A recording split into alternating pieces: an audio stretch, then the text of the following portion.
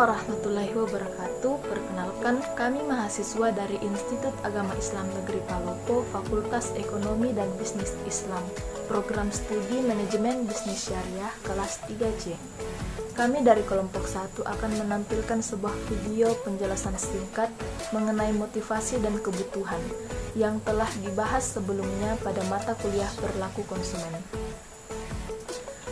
Perkenalkan, saya sendiri Amalia Ilham dan rekan-rekan saya bernama Nisa Febriani, Sri Andini, Muhammad Yahya, Nur Anita, dan Sulfikar Mulyadi. Berikut ini adalah video penjelasan singkat tentang motivasi dan kebutuhan. Baiklah, saya akan membahas apa itu motivasi dan apa tujuan dari memotivasi konsumen. Motivasi adalah dorongan dari dalam diri seseorang individu atau dorongan dari dalam diri seseorang dan memaksanya untuk berbuat. Dorongan ini dihasilkan oleh tekanan yang timbul akibat dari satu kebutuhan yang tidak terpenuhi, sehingga orang termotivasi karena adanya kebutuhan yang ingin dipenuhi. Nah, tujuan dari memotivasi konsumen itu sendiri adalah untuk meningkatkan kepuasan dari diri seseorang konsumen itu sendiri dan untuk mempertahankan sebuah loyalitas, efisiensi, efektivitas, dan menciptakan hubungan yang damai atau hubungan yang harmonis antara konsumen dengan produsen.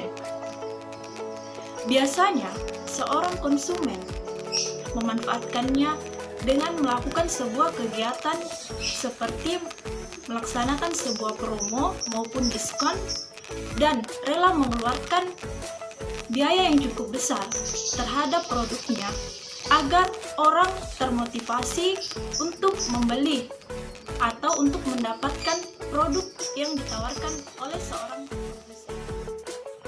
Assalamualaikum warahmatullahi wabarakatuh. Di sini saya akan menjelaskan tentang kebutuhan. Nah, kebutuhan itu apa? Kebutuhan merupakan perantara antara apa yang diharapkan dengan apa yang terjadi.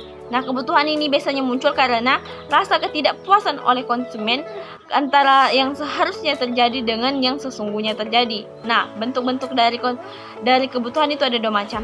Yang pertama, kebutuhan yang dirasakan didasari oleh atau didorong oleh faktor filosofis seperti rasa lapar, kemudian rasa haus. Nah, yang kedua itu adalah kebutuhan yang dirasakan didorong oleh faktor luar konsumen, seperti iklan di TV.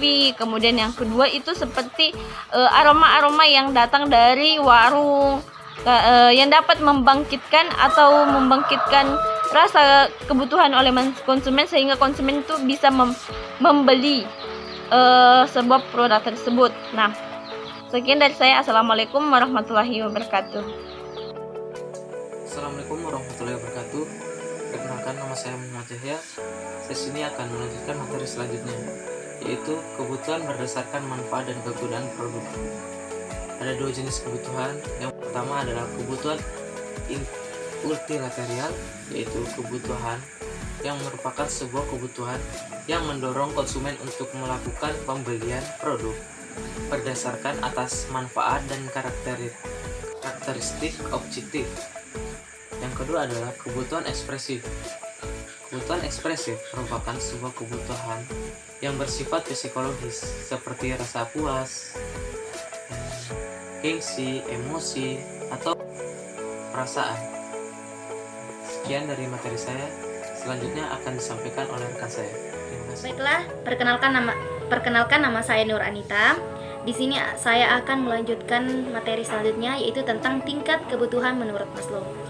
Tingkat kebutuhan menurut Maslow harus memenuhi kebutuhan yang paling penting dahulu, kemudian meningkat ke yang tidak terlalu penting.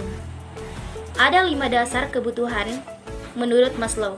Disusun berdasarkan kebutuhan yang paling penting hingga yang tidak terlalu penting. Yang pertama yaitu kebutuhan filosofi. Contohnya seperti sandang, pakaian, pangan makanan, papan rumah, dan kebutuhan biologis lainnya seperti buang air kecil, buang air besar, bernapas, dan lain sebagainya. Dan yang kedua adalah kebutuhan keamanan dan keselamatan, seperti bebas dari penjajah, bebas dari ancaman, bebas dari rasa sakit, bebas dari teror, dan lain sebagainya. Dan yang ketiga adalah kebutuhan sosial. Kebutuhan sosial itu seperti memiliki teman, memiliki keluarga, memiliki kebutuhan cinta dari lawan jenis, dan lain-lainnya. Yang keempat adalah kebutuhan penghargaan seperti pujian, tanda jasa, hadiah, dan banyak lain sebagainya. Dan yang kelima adalah kebutuhan aktualisasi diri. Kebutuhan aktualisasi diri adalah kebutuhan dan keinginan untuk bertindak sesuka hati sesuai dengan bakat dan minatnya. Dari pembahasan tentang motivasi dan kebutuhan yang telah dijelaskan dapat disimpulkan bahwa motivasi bisa muncul jika seseorang merasakan adanya kebutuhan terhadap suatu hal atau barang dan berharap akan memperoleh manfaat tertentu dari barang atau hal tersebut. Jadi motivasi dan kebutuhan sangat berkaitan erat satu sama lainnya. Terima kasih.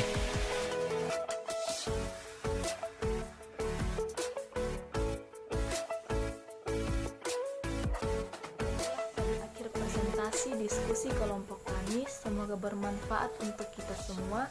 Semoga apa yang telah dipaparkan barusan dapat tersampaikan dengan baik kepada kita semua. Saya selaku moderator ingin berterima kasih atas perhatiannya dan memohon maaf apabila ada kekurangan, karena kesempurnaan hanya milik Allah Subhanahu wa Ta'ala. Wassalamualaikum warahmatullahi wabarakatuh.